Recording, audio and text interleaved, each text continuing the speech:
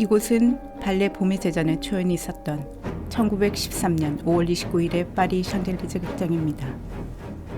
훗날 20세기 최고의 발레 화제작, 최초의 진정한 현대 발레로 평가받게 된 이 작품의 초연은 보시는 바와 같이 엄청난 객석 소동을 일으키며 실패작으로 남게 되었습니다. 공연에 불만을 품은 일부 관객은 시위하듯 극장을 떠났고 찬반을 표하는 객석의 소음 때문에 무용수들은 오케스트라의 연주를 제대로 들을 수도 없었죠. 소동을 잠재우기 위해 발레단 단장이었던 자길레프는 극장의 조명을 켰다 껐다 반복했고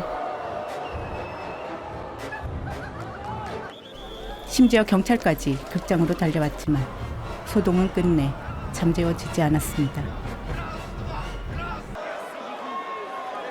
그렇다면 도대체 작품의 어떤 점이 발레사에서 전설처럼 회자되는 이 엄청난 공연 스캔들을 만들어냈던 걸까요?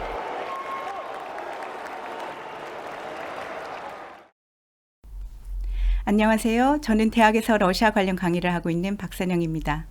오늘 저는 여러분과 함께 이날 공연의 소동 원인을 살펴보면서 발레 봄의 제전에 대해 이야기해 보도록 하겠습니다. 특히 니진스키의 안무에 집중해 보도록 할게요. 발레리스는 자길레프가 유럽 관객을 타깃으로 삼아 1909년에 기획 창단한 발레단인데요. 봄의 제전은 이 발레리스가 1913년 시즌에 선보인 발레입니다. 음악은 스트라빈스키가, 무대 및 의상은 레리흐가, 안무는 니진스키가 맡은 작품이었습니다. 춤의 신으로 불렸던 천재적인 무용수 바칠라프 니진스키는 1889년 키예프에서 무용수였던 폴란드인 부모 아래서 태어났습니다. 3남매 중 어릴 때 낙상을 당해 정상 생활이 힘들었던 첫째 아들을 제외하고 둘째인 바칠라프와 셋째인 딸 브로니슬라바는 모두 무용에 재능이 있어 바가노바 발레학교의 전신인 페제르부르크 무용학교에 입학할 수 있었습니다. 특히 니진스키는 학교를 졸업하기도 전에 이미 마린스키 무대에 서서 호평을 얻고 있었고 졸업과 동시에 마린스키 발레단에 입단해 주역 무용수가 되었습니다. 그리고 1909년부터는 발레리스에서 활약하며 유럽 무대에서 큰 인기를 누리게 되었죠.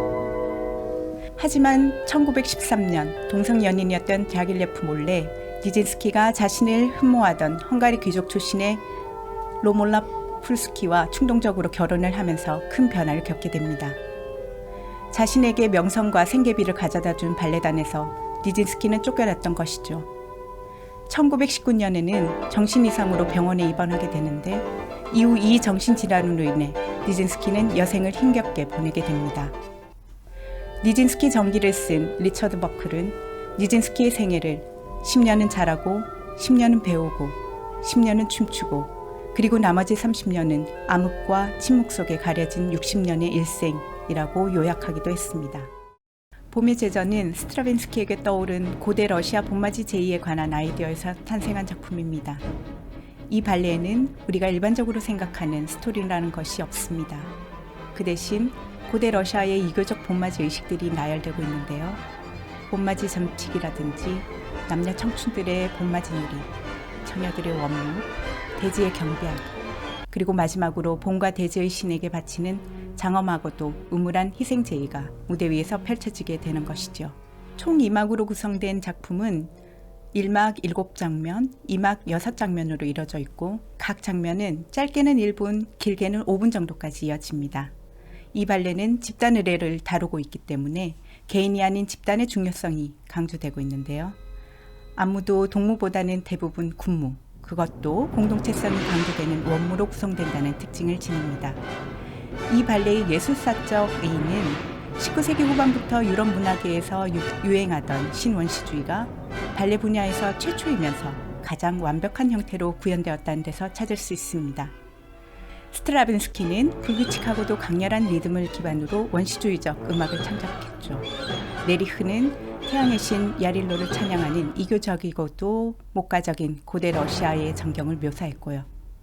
니진스키는 기존의 고전 발레의 문법을 송두리째 뒤흔드는 파격적인 동작으로 고대의 봄맞이 제의를 표현했습니다. 안무를 맡았던 니진스키는 정통 클래식 발레를 배우고 정통 무대에서 활동을 했는데요. 놀랍게도 그의 안무 기본 원칙은 고전 발레 전통에서 완벽히 벗어나는 것이었습니다. 니진스키는 인간의 모든 움직임이 발레에서 사용될 수 있다고 생각했기 때문에 온건 개혁가였던 발레리스의 수석 안무가 미하일 포킨의 작품을 훌쩍 뛰어넘는 보다 혁신적인 것을 창작해내려 했습니다. 사실 니진스키의 개혁 정신의 기반에는 자신을 어린애 취급하던 기득권에 대한 저항감이 자리 잡고 있었는데요. 디아길레프와 포킨으로 대변되는 절충주의적 모더니즘에 대항해서 니진스키는 실험성과 개성이 가능한 4편의 안무작 목신의 오후, 유희, 봄의 제전, 틸 오일렌 슈피게를 완성해냈습니다. 니진스키는 첫 안무작 목신의 오후에서 고대 그리스 도자기에 새겨진 2차원의 평면적 형상을 무대에서 그대로 재현해내는 실험을 감행했습니다.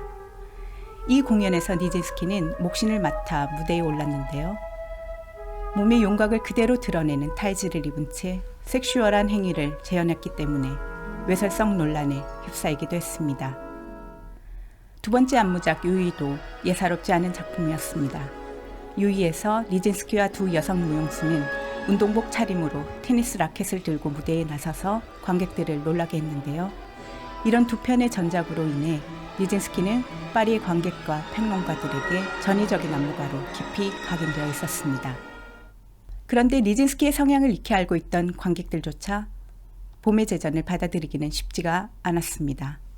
봄의 제전은 예술, 특히 발레는 아름다워야 한다는 고정관념으로부터 시각적인 면에서나 청각적인 면에서 완전히 벗어난 작품이었기 때문이죠.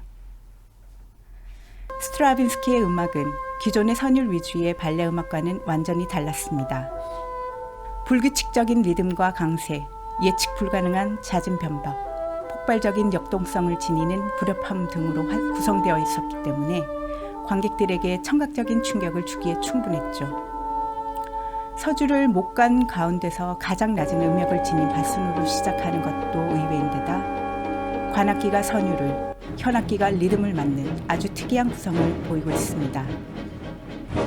스트라빈스키는 봄의 제전을 통해 선율에 밀려나 있던 리듬의 시대를 열었던 것이죠. 스트라빈스키의 음악은 봄, 더 나아가 온 우주가 깨어나는 역동적인 맥박을 표현하여 리듬의 혁명을 이루었다고 말할 수 있습니다. 그리고 스트라빈스키의 불규칙하고도 강렬한 원시적 음악에 걸맞게 니진스키의 안무도 기존의 고전 발레에서는 절대 찾아볼 수 없었던 낯설고도 파격적인 동작으로만 이루어져 있었습니다. 정통 발레의 기본적인 자세는 신체를 최대한 확장시키기 위해 끌어올리고 바깥을 향하게 만드는 것입니다. 즉, 풀업과 턴아웃이 기본 자세가 됩니다. 팔은 자연스럽게 곡선을 만들어 우아한 동작을 유지하고 발은 양발을 바깥쪽으로 90도씩 회전시켜 두 발이 180도를 이루는 턴아웃을 유지해서 다리의 선을 더욱 길고 아름답게 보이도록 만들어야 하죠.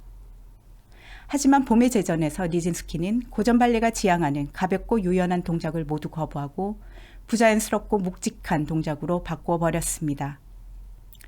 무용수들은 발을 턴인 자세를 취해 안짱다리를 한 채 무릎을 구부릴 수도 펼 수도 없었습니다.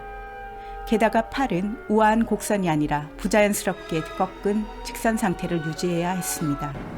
우아하고 아름다운 도약 포즈 대신에 거칠고 역동적인 리듬에 맞춰 발작적으로 뛰어오르는 도약 포즈를 취하게 해서 발레는 아름다워야 한다는 고정관념을 산산히 깨뜨렸습니다. 무용수들은 연습 당시에 끊임없이 이어지는 발작적 도약과 점프 때문에 두통을 호소했다고 합니다. 게다가 스트라빈스키의 음악이 선율이 아닌 리듬 위주로 구성되었던 탓에 동작을 수행하기 위해 계속 박자를 세야 했다고 합니다. 매번 박자를 일일이 셌던 무용수들은 안무 연습 시간을 산수 시간으로 불렀다고도 해요. 동료 무용수들마저 불가능한 동작이다, 이건 발레가 아니다 라고 평했던 니진스키의 이 실험적인 작품은 당대 가장 진보적이었던 파리의 관객들마저도 받아들이기 힘든 것이었죠. 그래서 우리가 영상을 통해 목격한 그런 소동이 벌어지게 되었던 겁니다. 니진스키의 봄의 제전은 전통주의자들에겐 예술의 종말을 뜻하는 것처럼 보였지만 실제로는 예술에 무한한 자유를 주어 20세기 무용 발전에 지대한 영향을 끼친 선구적 작품이었습니다. 최초의 진정한 현대 발레란 평이 과장이 아니었던 것이죠. 2013년 5월 29일 파리 샹젤리제 극장에서는 봄의 제전 탄생 100주년을 기념한 공연이 있었습니다. 마린스키 발레단이 1부에서는 1987년 호드손과 아처보브에 의해 복원된 니진스키의 1913년 버전을 선보였고 2부에서는 마린스키 극장의 위촉으로 창작된 독일 안무가 사샤 발치의 2013년 버전을 선보여 관객들로부터 박수갈채를 받았습니다.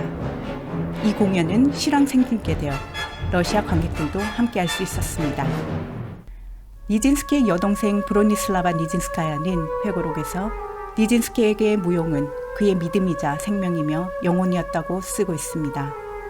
시대를 앞서간 실험적인 안무로 인해 당대에는 실패작으로 평가받았지만 니진스키의 안무작들은 이후의 무용 지형을 바꿔놓았습니다. 그로 인해 니진스키는 춤의 신의 광대로서만이 아니라 안무가로서도 발레사에서 형용이 빛나고 있는 것입니다. 여러분, 오늘 우리는 니진스키가 안무한 아주 전위적인 발레 봄의 제전을 살펴보았는데요. 오늘날 봄의 제전은 약 300개의 안무 버전이 존재한다고 합니다. 현대 발레를 좋아하는 분이라면 니진스키의 버전과 함께 모리스 베자르나 피나 바우슈 같은 유명 안무가들의 작품도 한번 감상해 보시면 좋을 것 같습니다. 함께 해주셔서 감사합니다.